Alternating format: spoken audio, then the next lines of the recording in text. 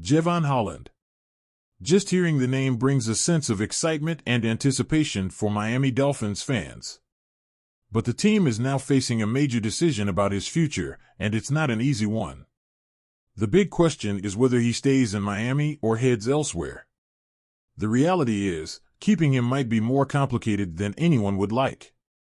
Chris Grier, the Dolphins' general manager, didn't exactly inspire confidence when asked about re-signing Holland. His response? "We'll see what happens." That's not exactly a firm commitment. But Grier knows what he's up against. Holland is about to command a huge contract, likely around $18 million per year. For a team already tight on salary cap space for 2025, that's a major hurdle.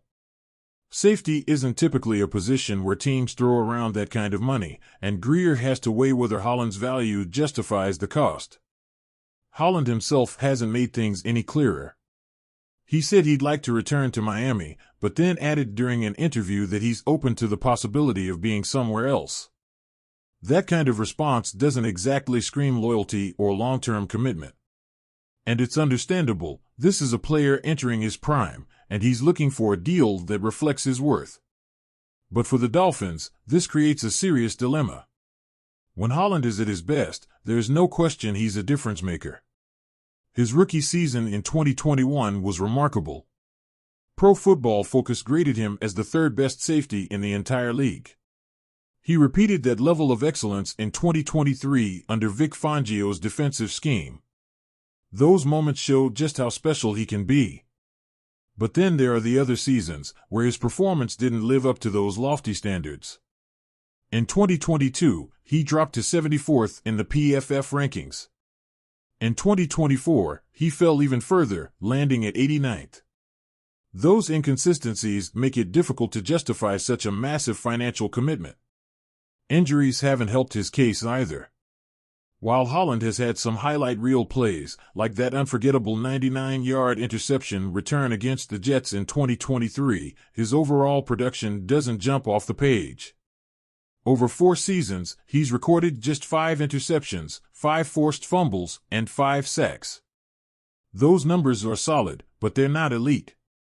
And if you're asking for elite money, the numbers need to back it up. The Dolphins are no strangers to making tough decisions about key players. Just last year, they let Christian Wilkins and Robert Hunt walk in free agency. Both were fan favorites and important contributors, but the team decided that spending big on a defensive tackle and a guard didn't make sense for their long-term goals. Now they face a similar situation with Holland. One option would be to use the franchise tag, which would keep Holland in Miami for another year. But that comes with its own risks. It would mean paying him top dollar for 1 season, without any guarantees for the future. And would Holland be happy playing on a 1-year deal? The Dolphins have generally avoided these kinds of situations, preferring to keep their players content and avoid potential distractions. If the Dolphins decide to let Holland go, they'll need to find a replacement.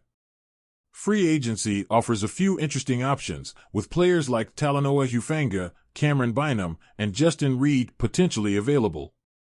But signing one of them might not save much money, and there's no guarantee they'd be a significant upgrade. The other route is the NFL draft, where the Dolphins have found success before. Holland himself was a second-round pick, and there are several promising safeties in the upcoming class. Malachi Starks from Georgia, Nick Emenwari from South Carolina, and Xavier Watts from Notre Dame are just a few names to watch. Drafting a young, talented safety on a rookie deal could give the Dolphins the financial flexibility they need. This is a decision that goes beyond numbers and contracts. For fans, it's emotional. Holland has been a vital part of the team, someone who brings energy and passion to the field. Losing him would feel like losing a piece of the Dolphins' identity. But at the same time, fans want a winning team. And sometimes, that means making painful choices. The Dolphins have already invested heavily in other areas, bringing in stars like Tyreek Hill, Jalen Ramsey, and Bradley Chubb. They've also committed to building around Tua Tagovailoa and the offense. Can they afford to add another massive contract to the books, especially at a position that's not considered a top priority? No matter which path the Dolphins choose, this decision will have far-reaching consequences. If they re-sign Holland, they're betting on him to be a cornerstone of their defense for years to come. But that means sacrificing elsewhere, as resources are finite. If they let him walk, they're gambling that they can find a replacement who can provide similar production without the hefty price tag. That's easier said than done in a league where finding elite talent is always a challenge. This is the kind of decision that can define an offseason, if not the next several years. It's a reminder of just how difficult it is to build and maintain a winning team in today's NFL. For now, all fans can do is wait and hope that the Dolphins make the right call. Whether that means keeping Holland or letting him go, one thing is clear: the stakes couldn't be higher.